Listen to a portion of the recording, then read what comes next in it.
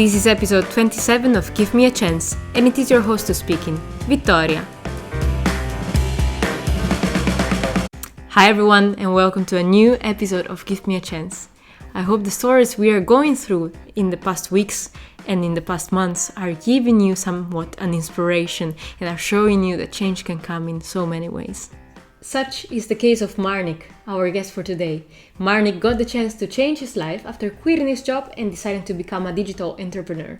Marnik is now an investor on the hottest market at the moment, the cryptocurrency market. It is time to tune in with Marnik. Hi Marnik, welcome to Give Me a Chance. How are you doing? Victoria, hey, I'm doing great. How are you doing? Very fine, thanks. How is living in Lisbon? Living in Lisbon is awesome. It's everything I expected it to be. How long have you been living there? I've been living now since 3rd of January, so like about 4 or 5 months, I would say. And probably your Portuguese is already fluent. Can we skip that question? Okay, we'll go on to the next one. It should be fluent. It should be fluent. I think we have plenty to discuss, so let's start off from the beginning, Marnik. So, in talking about giving and taking chances, can you tell us a little bit about yourself? Yeah. My name is Marnik. I'm a 28-year-old by now, and I think about taking chances. The chances I took is that I graduated from my master's degree in Lisbon actually a couple of years ago. It's about 2 or 3 years ago, and then I ended up working for a corporate. And during the corporate, I already knew that it wasn't really my thing to work for a 9-to-5 job. And not saying that there's anything wrong with the 9-to-5 job, but for me, it just wasn't really the thing I wanted.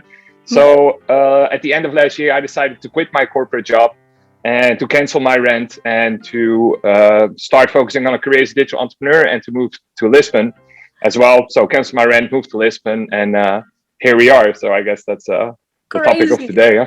Yeah, that's amazing, because indeed, I think this is the great idea that one should have at least once in a lifetime. Let everything go and start anew.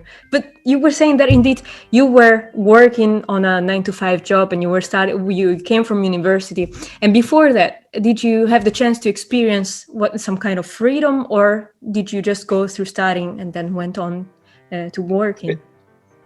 Yeah, no, definitely. So I think that's a very good one you point out. Like my most important thing, the most important standard in my life has always been freedom. And when it really developed was during my master's degree. When I was writing my master's thesis, actually, I was doing a master's thesis in data science.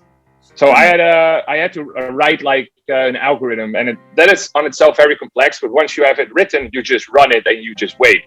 So at a certain point when it was running for like a week sometimes, I just had like all the freedom in the world.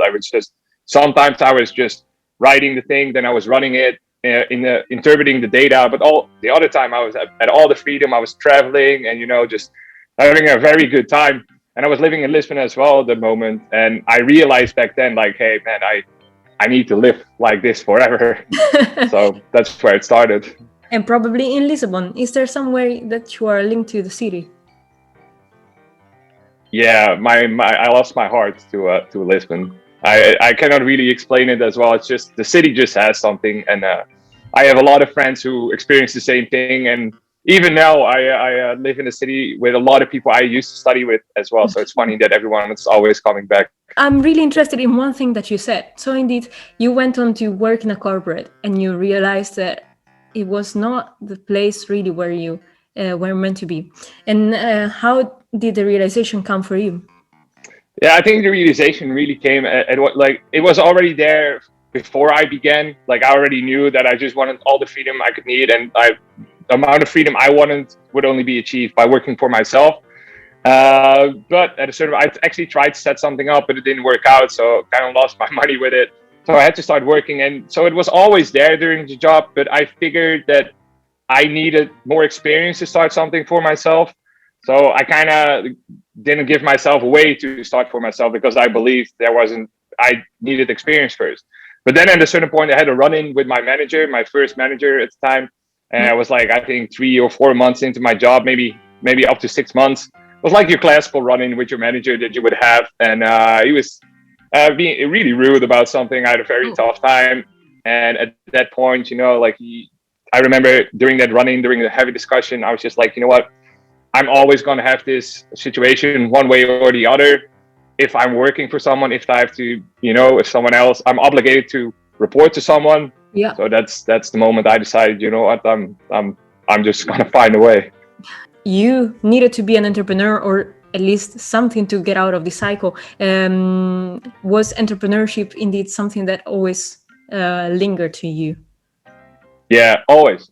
And again, because that has always been the goal, and especially digital entrepreneurship, because again, to freedom, entrepreneurship is freedom on its own, but digital entrepreneurship, there's so many ways to automate processes and stuff, right? So it really is about like not changing time for money anymore, but just like automating most of your processes. Yeah. And it's a lot of time to set up, but once it's set up, it kind of runs. So you can go to the beach and earn money, and that kind of freedom really, really attracted me towards the space of digital entrepreneurship. So that's why I've always been looking at digital startups or digital business ideas. Yeah, anything that has to do with digital, indeed, as you say. And how did you come up with a plan? Because it's really easy to say, I'm going to quit my job. I think something that I would do as well. But how do you come from thinking about it to doing it? Yeah, well, I think the first step, like I said earlier, is by not giving yourself another way out. So like for me, it really started when I said, because first, like the thing that was holding me back is that I said, okay, but I'm gonna, like I don't have the experience, I don't have this, I don't have that. But after the run-in, like it was just not an option not to do it anymore. I was just like, no, I'm so sick of this. I don't care. I will find a way, whatever. And it's like kind of switches your mindset from, just gives yourself no way out. So you start acting on another level, you get more creative. And I think that's where it started for me. But for me, what I always say is, I think when people ask themselves, like, where do I really want to go? What do I really want to do in life? That's a very difficult question, especially like in this day and age with so much choice. Also for me, I had no clue what I wanted to become. None. I just knew what kind of lifestyle I wanted to have. So that was what I just discussing. I just want freedom, freedom to decide when I want to work, where I want to work, and financial freedom, obviously. So I just started like framing that picture as in, what do I want my life to look like? And I started looking for things that would fit in that lifestyle. And that kind of switches your perspective from building a lifestyle around your career to building a career around your lifestyle, right? So I think that's a great place to start. That worked for me. Absolutely. And it sounds as if it's a shift of mindset more than a shift of indeed your inclinations and your passions. So it is. How was the moment that you had the chance to change your life? What happened? Scary. Very scary. I think for a lot of people, like the envisioned moment of when you quit your job is like this all like, wow, amazing. And, like this very epiphanous moment, and which it is as well. But at the same time, like they're also breaking free from a lot of societal standards, your safety as you feel like, and you're doing something that's way out of your comfort zone. Because for me, when I quit my job, I didn't have an income yet. I had a plan, but I didn't have an income. So it is like quite a step. Like, but like it's the one thing you feel from the inside you really have to do, but then there's all this fear in between where you are right now and what you want to do, and you kind of have to go through that fear. But like, so when I first quit my job, I think I was upset for like 1 or 2 days. Yeah. But then probably you left for Portugal, and then everything was. Man, like after that first 1 or 2 days, like it's the fear is gone, and you immediately realize like, oh man, like this is such a good, because you start to feel alive again, right? Like it's exciting. It is, like, I mean, yeah, of course you're gonna go fall and fail, but at least you're doing things. And then that was like the really exciting part for me. So I like, we call it with some people, like we call it the terror barrier, that if you have to crush through these things that you really want to do, it's just like kind of a test that like, do you really want it, right? So need to be willing to go through that. So at first it's super scary, but after that it's super liberating. And I've been living on the cloud every day, ever since. That sounds really amazing. That is the dream. So what are you doing? What is your business about?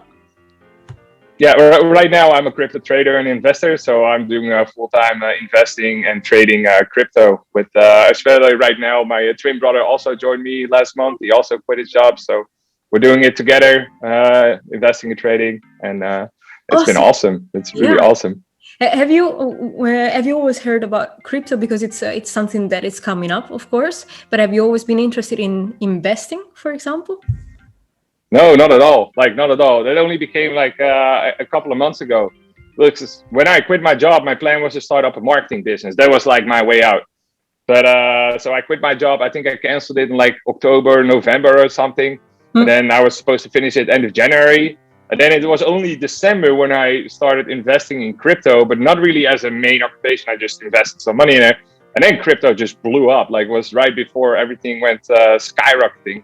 So it was a really, really good timing. And after that, I kind of started getting intrigued about, what is crypto? And then I researched it more and I saw the massive potential, and it just became such an exciting market for me. So by the time I actually finished my job, that's when I very quickly decided, you know what, I'm just going to go full time on crypto. So I canceled everything I did for the marketing business, and here we are.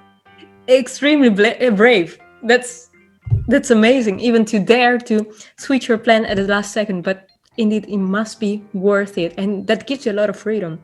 Thinking about which skills do you need to have to make your dream come true, which was the skill that you thought you really need to have this one before you can make it?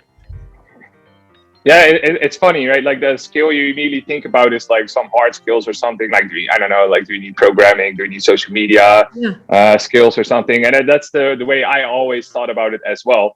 And especially with like crypto, also you could think investing, trading, reading, technical analysis. But it's not really any of those. I would say for me, it's like your mindset, like really becoming aware of how your mind works. And then I'm talking about like how your conscious, your subconscious works together with your consciousness, because most of our behavior is subconscious, right? I mean, it's a really complex system how it works, and once you start really digging deep into that, you can kind of use it for anything in life. Because I always say like your mind is your blueprint, and it's more than just being positive or whatever, right? It's really understanding why you're doing certain things that you're doing.